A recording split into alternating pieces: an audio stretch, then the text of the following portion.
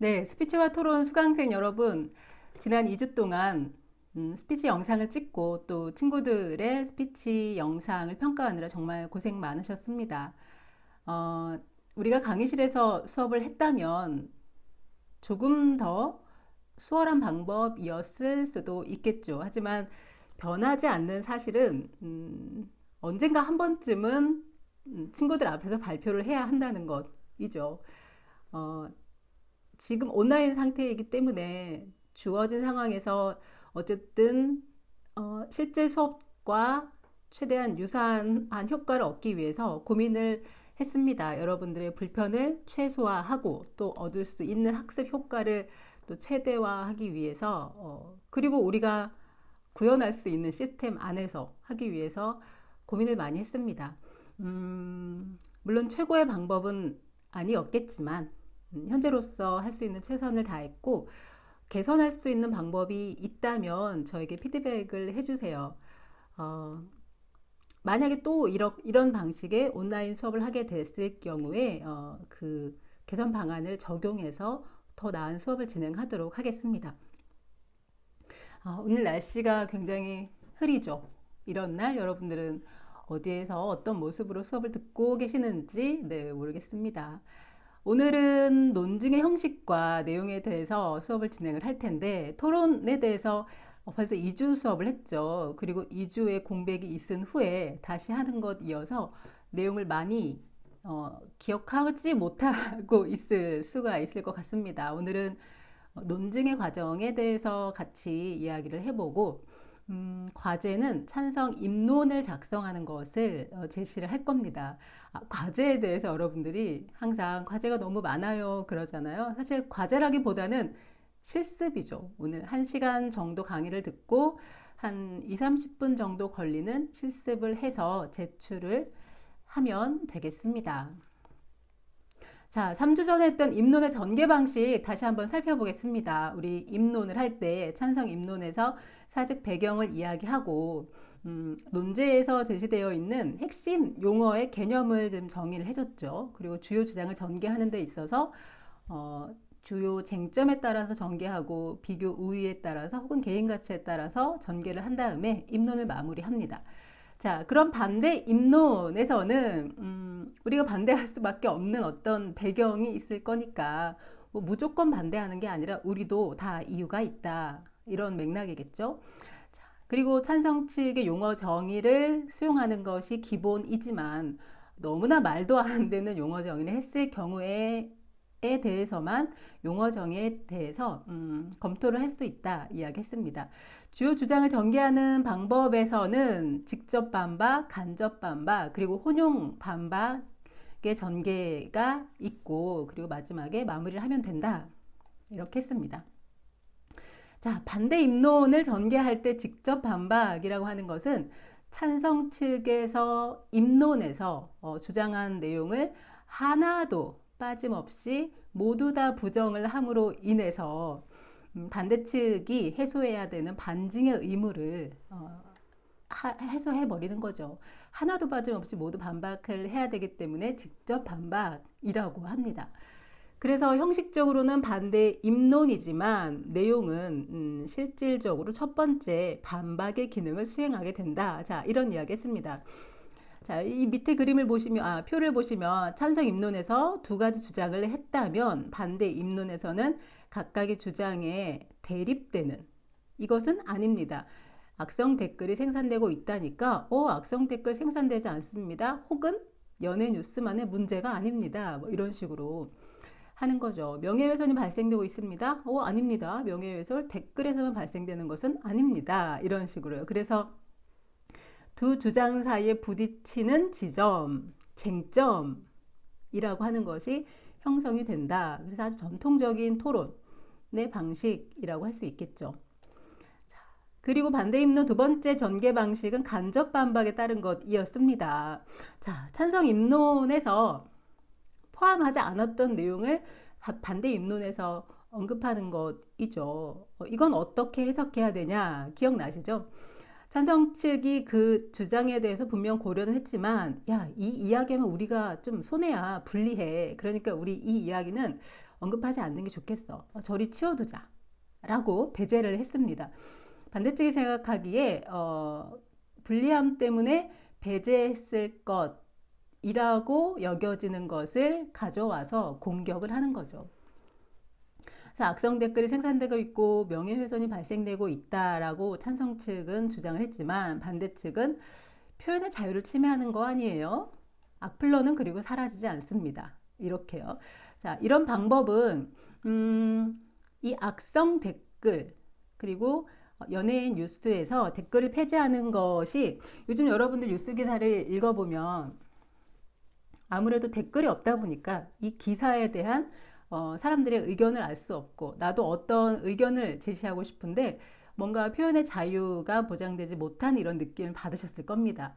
댓글을 폐지하는 것에 있어서 가장 큰 쟁점이라고 할 수 있는 것이 표현의 자유잖아요.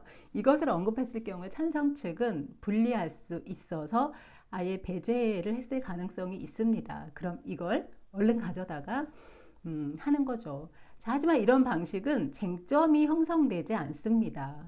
그래서 어떻게 해석하면 반대 측은 연예뉴스 댓글을 폐지하면 안 된다라고 하는 자체 논제를 자기가 설정을 해놓고 거기에 따라서 찬성 입론을 스스로 전개하는 이런 형국이 될 수도 있습니다. 그래서 진짜 강하게 약점이 될 것 같다라고 하는 것이 아니라면 저는 개인적으로 이런 간접 반박의 방법은 큰 토론에서 얻을 수 있는 이익이 없다라고 생각하는 편입니다. 자, 마지막으로 혼용 반박이 있었죠. 혼용 반박은 반박하지 않으면 인정하는 것으로 보기 때문에 한두 개 정도는 반박을 하고 그렇지만 나도 나름대로 하고 싶은 말이 있기 때문에 공격적인 어떤 것도 같이 섞어서 하는 것입니다. 그래서 여기 보면 하나는 쟁점이 형성되지만 하나는 형성이 되지 않고 있죠. 명예훼손에 대한 거, 내 짝꿍은 어디 있지? 왜 갑자기 악플러가 나오는 거지? 뭐 이런 반응이 나올 수가 있지만 어쨌든 반박의 기능도 하고 또 내가 할 수 있는 나름의 비장의 무기가 있다면 이것을 공격도 할 수 있는 장점을 가지고 있습니다. 자, 그러면 우리는 보통 토론에서 3개 혹은 4개 정도의 주장을 하죠. 주요 주장을 하죠. 한 개는 너무 적은 것 같고 2개도 부실한 것 같고 예. 그럼 도대체 몇 개의 주장을 하는 게 좋을까를 한번 살펴보도록 하겠습니다. 하나 논제에 대해서 주장이 너무나 많아지면 아무래도 집중도가 떨어져 있죠. 주의가 분산되고 듣는 사람도 지루해 질 수 있습니다. 그리고 보통의 사람들, 일반적인 저 같은 사람들은 한꺼번에 기억할 수 있는 정보의 양이 제한되어 있죠. 너무 많은 정보가 막 쏟아진다 하더라도 그걸 다 기억해낼 수가 없습니다. 그리고 주장 중에는 5개나 6개가 제시된다면 그 중에서 설득력이 더 강한 순위가 있을 거잖아요. 가장 설득력 있는 주장 그리고 그렇지 못한 주장이 서열대로 나열이 될 수 있을 겁니다. 이럴 때 우리가 어떻게 전략적으로 메시지를 선택하는 게 좋은가에 대해서 참고할 만한 연구 결과를 제시해 보도록 하겠습니다. 자, 여기 위에 중요한 개념은 관여도라고 하는 것입니다. 관여도는 내가 그 주제에 얼마나 관련이 되어 있는가 이렇게 이해를 하시면 됩니다. 여러분 같은 경우는 등교 수업을 예를 들 수 있겠죠. 자, 다음 주에 당장 등교 수업을 시행하겠다라는 주장을 했을 때 그 주장에 대해서 막 4개, 5개, 6개 핵심 내용들이 전개가 될 때 나는 어떤 태도를 취할 것인가 한번 보겠습니다. 일단 관여도가 낮은 상황이라면 만약에 그 논제에 대해서 대학생이 아니고 나는 학교 갈 일도 없고 이럴 경우에는 그 주장의 설득적인 질이 높든 낮든 주장의 수가 많아질수록 태도 변화가 높게 나타납니다. 그러니까 주장의 수와 태도 변화는 비례하죠. 그래? 나랑 상관없는 일이긴 한데 저렇게 구구절절 이유가 많은 거 보니까 등교 계약을 해야 되는가 보네. 이렇게 되는 거죠. 그런데 관여도가 높은 경우는 이야기가 달라집니다. 만약에 이제 질 낮은 주장은 자, 그래프를 보시면 많아지면 많아질수록 태도 변화가 떨어지죠. 자, 내가 나와 관련이 있는 내용이기 때문에 어떤 이야기를 하는지 하나도 놓치지 않고 집중해서 듣게 됩니다. 근데 듣다 보니까 말이 길어지면 길어질수록 판단의 가치가 없고 쓸데없는 이야기들만 늘어나는 거죠. 그러면 저 사람이 거짓말을 하거나 혹은 어떤 확신이 없으니까 말이 길어지네 뭐 이런 생각을 할 수가 있어서 의심이 생기게 되고 태도 변화가 등교 거부 뭔가 이상해 이거 반대해야 되는 거 아니야? 라고 하는 현상이 나타날 수가 있죠. 그래서 이 마지막 이 표를 보면 관여도가 높을 때 내가 거기에 관련이 굉장히 많이 되어 있을 때는 주장을 많이 하고 싶다. 그러면 질 낮은 주장, 아무 주장이나 갖다가 끌어들여서 개수만 높이는 것은 역효과가 일어날 수 있습니다. 근데 만약에 모두 다 질 높은 주장, 하나도 뭔가 빼기 아까울 정도로 질 높은 주장이라면 뭐 많아도 상관없습니다. 그렇지 않다면 적절하게 3개 정도만 제시하는 게 좋겠죠. 다 기억할 수 없으니까요. 그래서 뭔가 내가 주장을 제시하고 싶은 게 되게 많아요. 그렇다면 이걸 듣는 사람이 이 주제에 대해서 얼마나 어느 정도의 관여도를 가지고 있는가 이걸 먼저 파악을 하는 게 중요하겠죠. 자, 그리고 여러분들이 주장을 한 3개, 4개 이렇게 준비를 했습니다. 어떤 순서대로 이야기하는 게 좋을까? 제일 중요한 걸 처음에 얘기할까? 아니면 마지막에 얘기할까? 뭐 이런 전략들도 소소하게 고민을 할 수가 있잖아요. 최신 효과와 초도 효과를 적용해서 이 고민을 한번 해결해 보겠습니다. 초도 효과는 잘 아시죠? 먼저 제시되는 주장이 가장 기억에 남는 것입니다. 그러니까 설득력이 있겠죠. 최신 효과는 정보가 몇 가지가 제시될 때 가장 마지막에 나에게 제시됐던 것을 기억하게 되는 이런 효과를 말합니다. 자, 초도 효과와 최신 효과를 증명하기 위해서 연구를 해보았더니 자, 이런 연구를 해봤습니다. 주장 1과 2를 시간의 차이를 두지 않고 연이어서 제시를 한 다음에 시간이 지난 후에 태도를 측정해 봤더니 초도 효과가 발생했습니다. 자, 이럴 경우에 주장을 연이어서 계속 1개, 2개, 3개, 4개를 한 다음에 시간이 지나서 태도를 측정하면 가장 먼저 제시했던 주장이 가장 설득력 있게 기억에 남았던 거죠.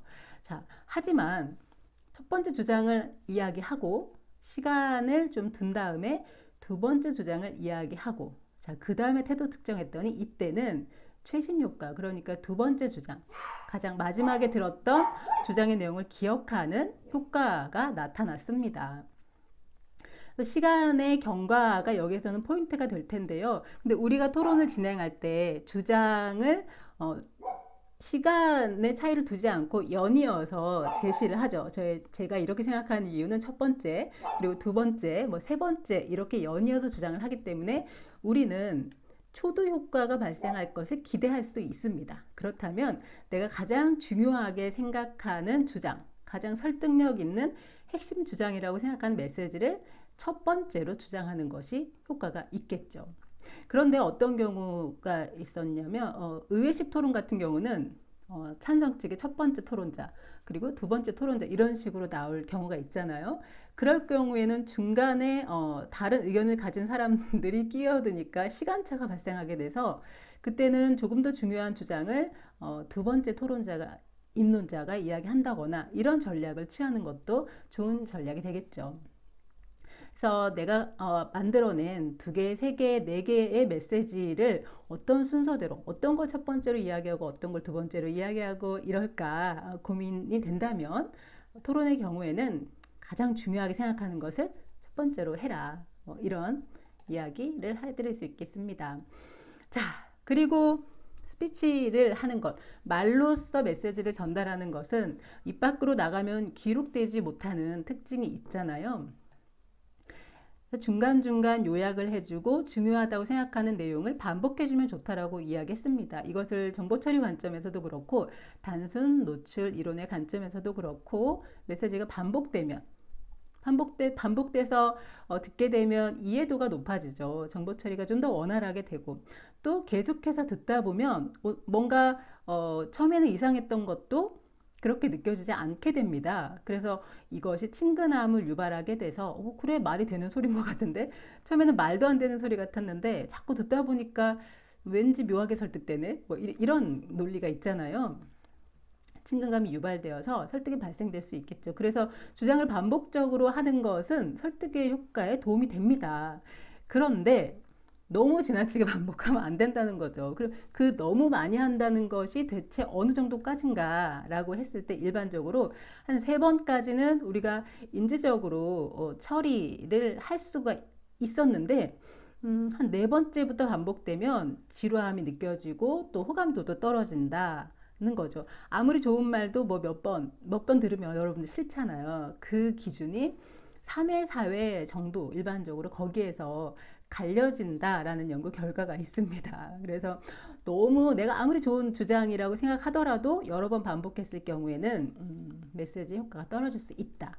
그래서 입론에서 한번 반복하고 반론에서 반복하고 최종 발언에서 반복을 하고 요 정도로 해주면 적절한 반복이 되어서 설득력에 긍정적인 영향을 줄 수가 있겠습니다. 자, 그럼 오늘 이제 논증에 대해서 알아보겠습니다. 논증이라고 하면 주장을 하고자 하는 내용에 대해서 내가 타당성을 밝히는 것이죠. 논증의 구성은 주장이 있으면 근거와 증거 이렇게 짝꿍처럼 세트로 구성이 되어 있죠. 자, 예를 들면 이게 있을 수 있겠죠. 주장은 내가 말하고자 하는 것입니다. 군복무 가산점제를 부활해야 합니다. 라는 것을 이야기하고 싶죠. 근거는 그렇게 생각하는 이유겠죠. 왜 그렇게 생각합니까? 네, 국민의 대다수가 찬성하기 때문입니다. 보통 뭐뭐이기 때문입니다. 라고 이제 이야기하죠. 자, 그러면 증거는 이 근거들을 뒷받침할 수 있는 어떤 구체적인 사례들입니다. 그래서 이 주장과 근거에 대한 구체적인 증거는 그리고 병무청에서 조사를 해봤더니 우리나라 국민의 85%가 찬성하는 것으로 나타났습니다. 그러니까 국민의 대다수가 찬성하는 거 맞죠? 그래서 저는 군복무 가산점제가 부활돼야 된다고 생각을 합니다. 이렇게 주장, 근거, 증거를 세트로 구성해서 가져가는 것이 논증이라고 할 수 있겠죠. 그래서 그림으로 다시 한번 기본 구조를 살펴보면 여기 주장이 있죠. 군복무 가산점제 부활에 찬성합니다. 라는 주장은 근거로 인해서 더욱더 탄탄한 구조를 갖게 되죠. 자, 얘가 근거가 주장을 뒷받침해 줍니다. 그러면 근거와 주장 사이, 예를 들면 엄마 아빠라면 엄마 아빠의 사이를 좀 더 돈독하게 해주는 것이 뭐 이들 사이의 이세 뭐 이런 식으로 표현을 한다면 증거라고 하는 개념은 주장과 근거의 사이를 더 완전히 공고하게 만들어주는 역할을 하죠. 자, 여기 보세요. 우리나라 국민의 85%가 찬성하니까 대다수가 찬성하기 때문에 이 부활에 찬성한다라고 하는 둘 사이의 관계가 더욱더 돈독해지죠. 자, 이래서 이 3가지가 기본 구조라고 볼 수 있습니다. 여기까지 우리에게는 굉장히 익숙한 개념이죠. 자, 그런데 우리는 좀 이제 대학생이고 좀 더 차원 높은 주장을 할 수가 있습니다. 툴민이라고 하는 학자는 논증의 이른바 완성형이라고 할 수 있는 모형을 제시를 했습니다. 좀 전에 우리가 봤던 기본형, 주장, 근거, 증거에다가 3가지 요소를 더 추가했는데요. 첫 번째는 2차 증거입니다. 2차 증거는 제시된 근거가 주장을 뒷받침하도록 만들어주는 것인데 증거 2의 역할을 할 수도 있고 증거를 뒷받침하는 증거의 증거 역할을 할 수도 있습니다. 자, 요 뒷페이지에 아까 표에 더 추가해서 설명한 것이 있습니다. 자, 두 번째는 강도 조절인데요. 제시된 주장의 강도를 조절하기 위한 표현입니다. 어떤 주장을 할 때 우리 100% 맞아. 내 말이 틀림없이 맞아. 한 명도 예외는 없을걸? 이런 식으로 강하게 주장하는 경우가 있는 반면에 아마도 그럴걸? 한 60% 정도는 그렇지 않을까? 절반 이상은 이 제도에 찬성하지 않을까? 이런 식으로 강도를 조절하는 거죠. 90% 10중 8구 그래. 대부분은 그래, 거의 다 그럴걸? 이런 식으로 100%는 아니지만 일정 정도 반대할 것은 예상하지만 그래도 90% 정도는 찬성이야. 이런 정도로 이 주장의 강도를 조절하는 표현을 사용해서 설득력을 높일 수가 있고요. 그리고 마지막으로 한계를 설정할 수 있습니다. 이 주장이 A라는 영역이나 조건에서는 맞지만 그렇지만 B라는 영역에 가서는 아닐 수도 있어. 라고 이제 이야기를 해주는 거죠. 미리 밝혀줌으로 인해서 신뢰도를 더 높일 수 있는 논증의 방법 요소입니다. 자, 그럼 볼게요. 좀 전에 봤던 논증의 기본 모형이죠. 여기에서 2차 증거는 이런 식으로 구현이 될 수 있습니다. 병무청 조사에서 85%가 군 가산점제 부활을 찬성했대요. 자, 증거 1이죠.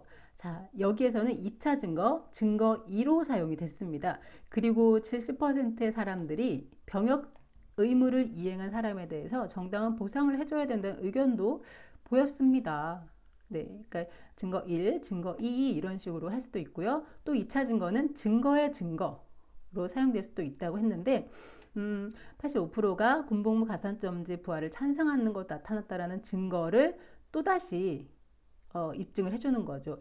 이 조사는 성인 남녀 500명을 대상으로 실시를 했고 신뢰 수준은 98%입니다. 그러니까 굉장히 신뢰할 수 있을 만한 연구 결과입니다. 얘를 믿을 만한 것으로 뒷받침해 주어서 이 둘 사이가 더욱더 공고하게 해주는 2차 증거는 증거 1, 증거 2, 증거 3, 증거 4 이런 식으로 사용될 수도 있고 증거를 뒷받침해주는 증거의 증거 역할을 할 수도 있겠죠. 그리고 여기에서 강도를 설정하는 표현이 있죠. 네, 85%라던가 70%라던가 이런 거요. 100% 찬성합니다. 뭐 대다수가 찬성합니다. 이런 식으로 하는 거죠. 어떤 주장을 할 때 100%다 그래요 라고 하면 일단 의심이 되지 않나요? 여러분들 어렸을 때 부모님께 핸드폰이 갖고 싶어서 핸드폰 사주세요. 그러면 부모님들께서 너네 반 아이들이 몇 명이나 핸드폰을 갖고 있니? 그럼 여러분들은 너무나 핸드폰을 갖고 싶은 마음에 나만 빼고 다 있어요. 이렇게 이야기를 해본 경험이 있을 겁니다. 그런 부모님은 의심하시죠. 너만 빼고 다 있다고? 정말 너만 없니? 이런 거죠. 그건 강도, 주장의 설득력을 높이는 과정에서 강도 조절에 실패했다라고 볼 수 있겠죠. 이렇게 이야기하면 좀 설득력이 높아질 수 있을 거예요. 한 60% 정도는 있어요. 혹은 70% 정도, 혹은 3명 중에 2명은 갖고 있어요. 아니면 우리 반에 28명인데 18명 정도는 핸드폰을 가지고 있어요. 이렇게 하면 보다 많은 사람들이 핸드폰을 가지고 있기 때문에 그래, 핸드폰을 요즘 아이들이 갖는 게 조금은 더 일반적인 건가 보다 라고 하면서 설득력이 있을 수 있겠죠. 자, 강도 조절이 있었고요. 그 다음 마지막 한계 설정이 있습니다. 자, 이렇게 해서 주장이 설득력을 갖추었지만 마지막에 이것은 완벽하지는 않고 물론 미필자들을 대상으로 조사하면 결과가 다를 수는 있습니다. 이런 식으로 하는 거죠. 이 주장은 이미 어느 정도 완벽하게 설득력이 있다고 볼 수 있지만 그렇지만 연구 대상, 설문의 대상이 바뀌었을 경우에는 결과가 달라질 수도 있습니다. 이렇게 이야기하면 미리 내 주장의 한계를 이야기하는 것이 내 약점을 드러내는 것 같아서 설득력을 떨어뜨릴 수도 있겠다라고 우려할 수도 있지만 이렇게 한계를 미리 설정하는 것은 이렇게 제시된 주장의 신뢰도를 오히려 더 높여주는 역할을 하게 됩니다.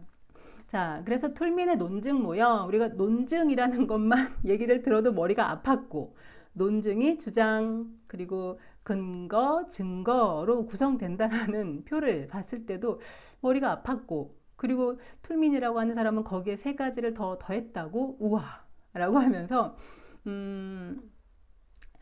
그만 듣고 싶은 그런 마음이 생겼을 수도 있는데 이렇게 표로 보니까 별거 아니죠. 주장을 내가 하는데 그렇게 생각하는 이유가 제시되어야 하겠죠. 근데 그렇게 생각하기까지 어떤 구체적인 어떤 증거들을 가지고 있는지를 이야기할 수 있습니다. 증거가 하나여도 어느 정도 설득력을 갖지만 2개, 3개 4개라면 더 좋겠죠. 자, 그리고 이 세상에 완벽한 주장이 있기는 참 어렵습니다. 그러니까 이 주장이 한계를 갖는 것을 스스로 증명을 해낸다면 이 주장을 듣는 사람이 판단하기가 훨씬 더 좋겠죠. 자, 그리고 논증의 2가지 형식에 대해서 살펴보도록 하겠습니다. 이 논증, 아까 좀 전에 우리가 했던 논증을 구현하는, 전개하는 방법은 연역과 귀납의 방법이 있습니다. 네. 실제로 수업에서 이것을 들어본 친구하고 이제 물어보면 처음 들어보는 경우도 있더라고요. 그런데 말이 한자어여서 조금 어렵게 느껴질 수도 있겠지만 이미 여러분들이 일상생활에서 뭔가를 설득할 때 사용하고 있는 방법입니다. 그래서 연역 논증 방법은 주장, 근거, 증거를 이렇게 나열할 때 증거, 반드시 참이될 수 있는 증거들만 제시함으로 인해서 주장이 참이되게끔 하는 이런 방법을 말하고요. 그래서 모두가 다 참이기 때문에 반론의 여지가 없겠죠. 이런 촘촘한 논증의 방법을 말하고, 귀납 논증은 증거가 참이긴 하지만 그렇다고 해서 주장이 반드시 참이되는 것은 아닙니다. 그렇지만 증거가 쌓이면 쌓일수록 주장이 참이될 가능성이 높아지는 이러한 논증의 방법을 말합니다. 뭔가를 내가 관찰을 반복적으로 했을 때 동일한 결과가 눈에 띈다면 우리는 그거를 사실로 간주할 수 있거든요. 네, 이런 방법인데 도대체 이거 아직도 이해가 안 된다면 실제 예시문을 통해서 이해를 한번 증진시켜 보겠습니다. 자, 연역 논증은 증거들이 모두 다 사실이어야 하고 이것을 통해서 주장이 반드시 참이되어야 하는 구조라고 했죠. 자, 그럼 지금은 주장부터 제시가 되어 있는데요. 우리는 보통 생각을 할 때 증거부터 하죠. 그럼 한번 증거부터 살펴보도록 하겠습니다. 우리가 최순실이라고 하는 사람 모두 다 알고 있죠. 지금은 최시원이라는 이름으로 개명을 했지만 어쨌든 많은 친구들에게 최순실이라고 하는 이름이 더 익숙할 겁니다. 자, 최순실은 대통령이 연설문과 국무회의 자료를 청와대 외부로 유출해서 내용을 수정하거나 열람했습니다. 자, 사실이죠. 자, 그리고 대통령 기록물 관리법에 따르면 대통령 직무 수행과 관련된 기록물이나 물품을 무단으로 유출을 했을 경우에 7년 이하의 징역 또는 2천만 원 이하의 벌금에 처해집니다. 자, 빼박 사실이죠. 자, 이것도 사실이고 이것도 사실입니다. 2가지 부정할 수 없는 사실을 통해서 우리가 유추할 수 있죠. 그러면 최순실은 대통령 기록물 관리에 관한 법률을 어겼네. 자, 그러면 어쩔 수 없이 어떤 사실 명제가 도출이 되죠. 무엇인가요? 어겼으니까 네, 처벌을 받아야 하죠. 그래서 이런 식으로 우리는 밑에서부터 사고를 하기 시작하지만 주장부터 설정을 하고 근거와 증거를 확산해 나갈 수도 있죠. 최순실은 처벌해야 돼. 왜? 대통령 기록물 관리에 관한 법률을 어겼거든. 그걸 어겼다고? 그게 뭔데? 자, 이 기록물 관리법은 이런 내용이고 이걸 어겼을 경우에는 이런 처벌을 받아. 자, 1차 증거죠. 2차 증거. 그런데 최순실이 말이야 연설문도 빼돌리고 국무회의 자료도 빼돌렸어. 그리고 그거를 막 자기 맘대로 수정하고 그랬어. 그러니까 법 어겼으니까 처벌해야 되죠. 자, 어디 하나 우리가 이것을 거짓이라고 반론할 만한 여지가 없습니다. 그래서 사실만 가지고 논증을 구성을 해서 주장이 너무나 당연하게 참이되게 하는 이 구조가 바로 연역 논증의 사례입니다. 자, 또 하나 해볼게요. 자, 군복무 가산점제 부활해야 된대요. 근거는 뭔가요? 대다수가 찬성하니까요. 그래요? 자, 1차 증거. 병무청에서 조사해 봤더니 우리 국민 85%가 찬성한대요. 자, 사실이죠. 자, 2차 증거. 자, 70% 사람들은요, 이 사람들한테 정당한 보상을 해줘야 된다는 의견도 보였습니다. 네, 그러니까 뭔가 군대를 갔다 온 사람에게 정당한 가산점을 줘야 한다라는 의견이 있습니다. 자, 사실이죠. 그러니까 없는 내용을 허위로 제시한 게 아니기 때문에 이 두 가지 통계조사의 결과는 사실로 볼 수 있습니다. 그러면 이 두 가지 이야기를 들었을 때, 오, 그래. 85%, 70%면 뭐 국민의 대다수가 찬성하는 거네. 그러니까 공부문 가산점제를 부활해도 괜찮겠는데? 부활해야 되겠는데? 이런 식으로 사고가 단계적으로 접근이 될 수 있겠죠. 자, 그럼 우리가 이걸 토론의 논제라고 봤을 때면 공보무 가산점제는 부활해야 됩니다. 첫 번째, 국민의 대다수가 찬성하기 때문이죠. 뭐 이런 식으로. 그리고 두 번째, 또 어떤 주장을 내놓을 수가 있겠습니다. 자, 그런데 좀 전에 살펴봤던 법률이라던가 지금 본 통계 자료, 이건요. 연역 논증, 모두가 참인 연역 논증이기도 하지만 앞서 톨민이 이야기했던 논증 모형 중에서 한계 설정을 하게 되면 귀납 논증이 될 수 있습니다. 그건 또 무슨 이야기일까요? 귀납 논증의 사례를 살펴본 다음에 이야기해 보도록 하죠.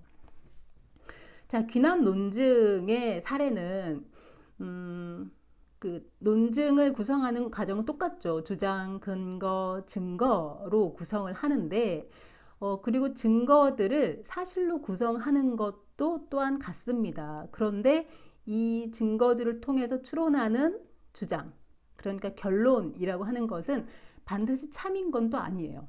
뭔가 이걸 100% 사실이라고 내가 믿기에는 뭔가 2% 부족한 거죠. 예, 어떤 건지 한번 살펴볼게요. 자, 증거부터 그럼 또 마찬가지로 살펴보겠습니다. 걸그룹 출신 A양 있잖아. 그 A양이 활동 당시 소속사에서 노출 요구를 했대. 그래서 스트레스를 굉장히 많이 받았고 결국 정신과 치료를 받고 있대. 자, 이건 피해를 발견한 첫 번째 사례입니다. 자, 그리고 또 하나, 청소년 심리학은 미성년 상태의 이들을 성적인 대상으로 보는 것, 미성년자들을 어떤 성적인 대상으로 보게 되면 이들이 성인이 되어서도 스스로에게 수치심이나 죄책감을 느끼게 한다라는 연구 결과를 제시한데, 자, 이거 사실이죠. 사실인 증거를 제시하고 있습니다. 자, 피해 발견 사실 1, 피해 발견 사실 2 이렇게 표현을 했습니다. 그러면 증거 1과 2를 통해서 우리는 뭘 추론할 수 있을까요? 네, 뭔가 미성년 상태에서 걸그룹 활동을 하는 것은 당사자의 어떤 실제 피해가 발생하는구나. 그럼 이걸 통해서 우리가 도출할 수 있는 결론, 주장할 수 있는 것은 미성년 연예인들이 선정적인 언행을 하는 것 좀 금지해야 되겠다. 법으로 금지해야 되겠다. 이렇게 될 수도 있겠죠. 그런데 이 과정은 뭔가 미심쩍죠. 뭐냐면 증거가 1과 2가 있습니다. 1과 2는 모두 다 피해 사례가 발견되었어요.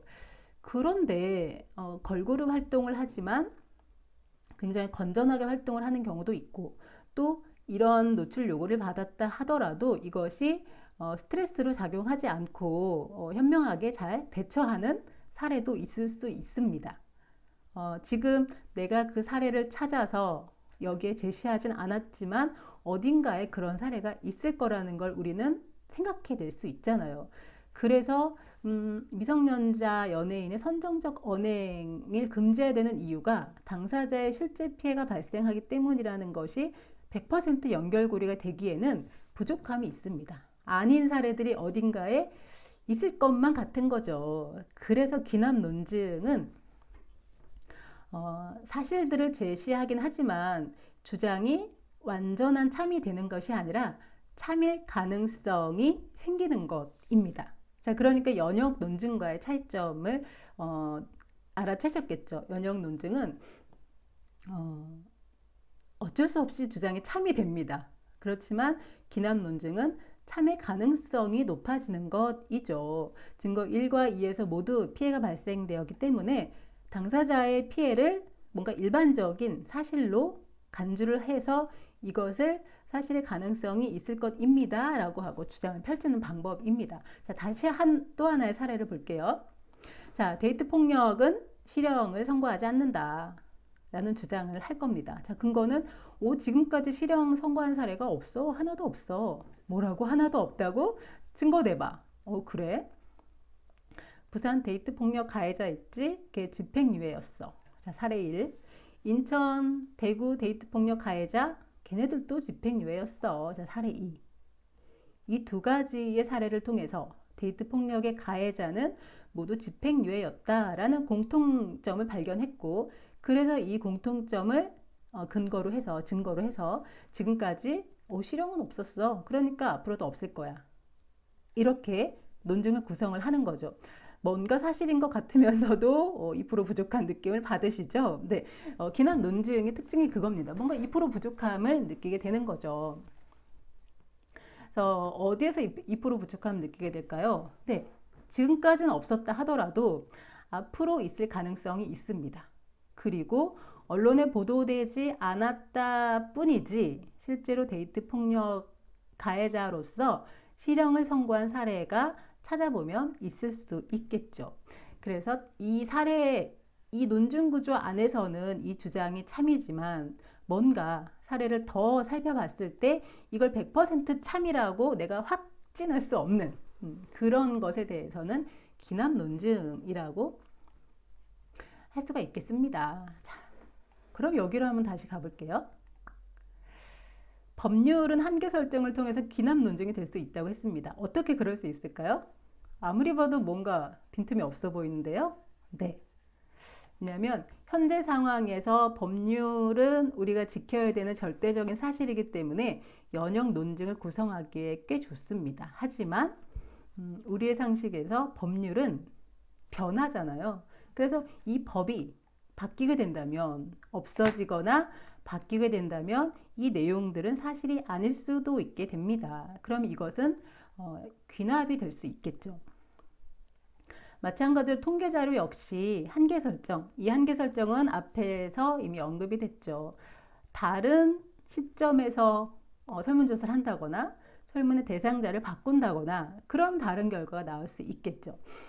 그래서 이 조건 안에서는 이게 사실이지만 한계 설정을 한다면 이것 역시 사실의 가능성이 높을 뿐인 주장일 수 있습니다. 그래서 연역과 기납을 두 가지를 설명을 해드렸지만 우리가 보통 인간사회에서 뭔가를 주장할 때 연역적인 주장이 있기는 굉장히 힘듭니다. 연역적인 논증은 역사적인 사실이라거나 과학적인 사실 혹은 법률의 테두리 안에서 뭔가 주장이 이루어질 때는 유용하지만 우리가 일반적으로 사실 논제 이외에 가치 논제라던가 정책 논제 이런 것들을 논증으로 구성할 때는 귀납 논증을 통해서 할 수밖에 없는 어떤 한계를 가지고 있습니다. 그것에 대해서는 다음 시간에 오류에서 이야기를 하도록 하죠. 자, 증거 제시 방법에 대해서 또 그럼 알아보도록 하죠. 이 네 가지를 알아보고 오늘은 수업을 마치도록 하겠습니다. 증거를 제시하는 방법, 논증의 과정에서 논증의 세트는 주장, 근거, 증거였죠. 주장과 근거까지는 내가 내 머릿속에서 요즘 유행하는 말로 뇌피셜로 할 수 있습니다. 하지만 증거는 자료 조사가 필요합니다. 왜냐하면 요거를 뇌피셜로 했다가는 너무나 부실한 주장이 될 수 있거든요. 그래서 증거를 어떻게 꾸릴 수 있는지 살펴보겠습니다. 먼저 지식입니다. 누구나 인정하고 이해하는 객관적인 정보를 제시해서 둘 사이를 공고하게 할 수 있습니다. 자, 두 번째는 사례. 어떤 일이 과거에 실제로 일어났던 구체적인 예를 들어주는 거죠. 그리고 통계도 있습니다. 조사를 통해서 얻어낸 계량적인 자료죠. 그 다음에 증언인데 아무나 한 말이 아니라 우리가 공신력이 있다고 생각하는 사람, 신뢰할 수 있는 사람의 말을 그 사람의 말을 빌려서 내가 대신 전하는 이런 방법도 있습니다. 자, 네 가지의 사례를 알아보고 과제를 설명하고 마치도록 하겠습니다. 증거를 통한 지식을 통한 증거 제시 보겠습니다. 지금 앞으로 하는 것의 주장과 근거는 모두 동일합니다. 보통 외동인 아이들, 지금은 이제 외동인 아이들이 많은데, 과거에는 외동인 아이들이 이기적이고, 뭐 사회성이 떨어지고, 또 언어 발달도 느리다, 뭐 이런 연구들이 있었는데, 최근에는 외동인 아이들이 많아졌고, 이 아이들이 실제로 그렇지 않으니까 그 외동 아이들에 대한 연구들이 이루어졌겠죠. 근데 외동 아들의 특징 중에 하나가 언어 발달이 빠른 것이었는데, 그 이유를 이제 나열을 해야 될 것이잖아요. 설득력 있게. 자, 외동인 아이들은 언어 발달이 빠르답니다. 근거는 부모와 상대적으로 많은 시간을 보내면서 언어를 학습할 수 있기 때문이다. 그래? 부모랑 많은 시간을 보내는 게 언어 발달에 도움이 된다고? 네, 그러면 이것을 누구나 인정할 수 있는 지식을 통해서 증거를 제시해 보자면, 자, 이렇게 할 수 있겠죠? 자, 의사소통의 기회는 언어 발달을 촉진시키는 주요 요인이다. 그래서 부모랑 의사소통을 하면서 언어를 학습하는 것, 이거는 언어 발달에 굉장히 긍정적인 영향을 준다.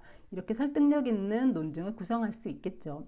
이때 사용되는 지식은 검증된 지식이어야 하겠죠. 교과서에 실린 내용이라던가 누구나 수긍할 수 있는 오래도록 우리가 신뢰해 온 정보, 이런 것들이어야 하겠죠. 그래서 여기 보면 객관적 정보라고 하는 표현이 있습니다. 자, 지식을 통해서 증거를 제시할 수 있고요. 두 번째는 사례를 통해서 할 수 있습니다. 진짜로 그런 아이들이 있어. 봐봐, 내 말 들어봐. 라고 하면서 구체적인 예를 드는 거죠. 실제로 외동인 내 조카는 또래의 다른 아이들보다 언어 발달이 진짜 빠르다? 아, 그래. 걔가 부모랑 시간을 많이 보내서 그렇구나. 그래서 외동인 애들이 언어 발달이 빠르구나. 이런 식으로 구성이 될 수 있죠. 외동인 A로 약하다면, 증거 1로 약하다면 증거 2가 출동할 수 있죠. 자, 그리고 외동인 B도 언어 발달이 빨라. 증거 3도 출동할 수 있죠. 외동인 C도 또래 아이들보다 언어 발달이 빨랐어. 아, 그렇구나. 이 아이들이 부모랑 다동이라고 하죠. 2명, 3명인 형제 아들보다 부모를 독점할 수 있는 시간이 더 많았기 때문에 의사소통을 통해서 언어를 학습하고, 그래서 언어 발달이 빨랐구나. 3명의 아이들의 공통점을 통해서, 그 사례를 통해서 증거를 제시할 수도 있습니다. 자, 통계를 통한 증거 제시 할 수 있죠. 뭔가 숫자적으로 딱딱딱 떨어지게 제시하는 것은 우리로 하여금 굉장히 신뢰할 수 있게, 저 숫자는 그냥 던져진 숫자가 아닐 것이잖아요. 뭔가 치열한 계산의 결과로 도출된 것일 것이니까 우리가 신뢰하는 경향이 있습니다. 자, 외동아와 형제아를 비교를 해봤더니 언어 능력은 외동아이가 평균 이거, 형제아이가 평균 이거. 그래서 평균적으로 외동아가 더 언어 능력이 앞섰어. 내 말이 맞지? 네, 이런 식으로 하는 거죠. 부모랑 상대적으로 많은 시간을 보내서 언어를 학습해서 언어 발달이 빨라. 그럼 이건 평균적으로도 통계 결과로도 입증이 됐어. 이런 식으로 보여주는 거죠. 자, 마지막으로 증언을 통한 제시도 있을 수 있겠죠. 신뢰할 수 있는 사람의 말. 뭐 하다못해 내 친구가 그러는데 뭐 이런 거라도 하면 도움이 되잖아요. 나 혼자의 의견보다도요. 그런데 그 인용하는 사람이 우리가 다 알고 믿을 만한 사람이라면 되겠죠. 강아지를 훈련시키는 데는 강영욱 훈련사. 그렇죠. 범죄 심리에는 이수정 교수. 그렇죠. 응급 의학에는 이국종 교수. 이런 식으로 우리가 신뢰할 수 있는 사람의 말을 인용하는 것입니다. 자, 아동 발달학자 그 사람이 외동아는 부모와 1대1로 지적 자극을 받을 기회가 많아서 언어 발달의 기회가 더 많다라고 이야기했어. 그러니까 내 말이 맞지? 라고 하면서 주장과 근거 사이를 공고히 할 수 있는 증거를 누군가의 증언을 통해서 구성할 수도 있습니다. 자, 이렇게 증거를 제시하는 4가지 방법에 대해서 알아봤습니다. 자, 그러면 여러분들이 입론을 전개하는 방법에 대해서 이미 학습이 됐죠. 입론을 전개할 때, 찬성 입론을 전개할 때 사회적 배경, 용어 정의, 논제 재정의, 주장 안내, 주장 전개, 주장 정리, 마무리 이렇게 하면 좋다라고 했습니다. 그럼 여러분들이 이 10가지의 논제 중에서 하나를 선택해서 찬성 입론을 작성하는 것이 이번 주의 과제입니다. 뭐 하고 싶은 논제를 뭐 하세요라고 해도 좋은데, 그러면 제가 뭔가 읽을 때 평가의 범위가 너무 넓고, 그리고 또 올해 3월 이후부터 사회적으로 이슈가 됐던 것을 제가 정리해서 드리는 것이 훨씬 더 여러분들에게도 도움이 될 것이라고 판단이 되어서 제가 10가지를 정리를 했습니다. 이 중에 하나를 선택하셔서 찬성 입론을 작성하시면 됩니다. 첫 번째, 투표 가능 연령을 더 낮추어야 한다. 이미 작년에 만 18세로 하향됐잖아요. 그런데 생각에 따라서는 여러분들이 고등학생이니까 만 16세라던가 만 17세 뭔가 타당한 기준이 있을 수 있습니다. 자, 이걸 선택하셔도 되고요. 사회적 거리두기 연장해야 된다. 네, 우리 생활 방역으로 전환을 했는데 그 이후에 이태원을 시작으로 해서 확진자들이 또 나타나고 있습니다. 그러면 사회적 거리두기를 이 시점에서 다시 연장해야 되는지 뭐 아닌지에 대해서 찬성 입론을 쓸 수 있겠죠. 자, 세 번째, 원격 의료 도입이 필요하다. 이런 비대면 생활이 확산되면서 원격 의료에 대한 도입이 다시 논의되고 있죠. 필요한 친구들은 자료를 추가로 찾아보면서 입론을 작성하면 되는데, 이미 2010년도쯤에 이 원격 의료를 도입하려고 했었습니다. 그런데 번번이 이제 무산이 됐었는데, 이번에 다시 이 원격 의료 도입에 대한 필요성이 논의가 되고 있습니다. 여기에 대해서 해 주시고요. 자, 그리고 또 하나는 이제 개그 콘서트를 이제 폐지되는 소식을 들으셨을 거예요. 여기에 대해서 반대한다라는 입장을 쓸 수 있습니다. 이게 어떻게 생각하면 되게 가벼운 주제일 수 있는데, 이렇게 생각을 해보시죠. 우리나라 개그 프로그램이 과연 몇 개나 있는가?